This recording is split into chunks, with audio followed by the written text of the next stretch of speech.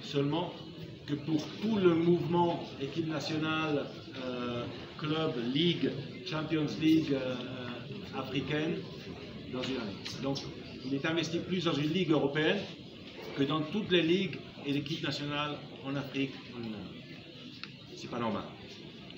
C'est pas normal. C'est bien d'investir en Europe, très bien, mais c'est encore mieux d'investir en Afrique.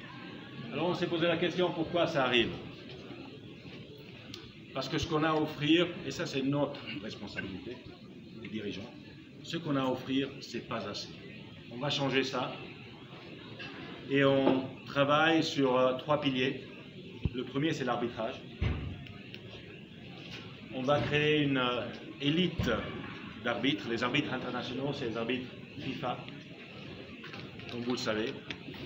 On va prendre les meilleurs arbitres africains, on va les mettre ensemble, on va les salarier de la part de la FIFA, on va dépolitiser les instances arbitrales et on va gérer, professionnaliser l'arbitrage en Afrique et ça va servir d'exemple à tout le mouvement africain des arbitres. Parce qu'il faut que les gens aient confiance aux arbitres, aux juges, aux représentants de la FIFA au sein, dans le terrain.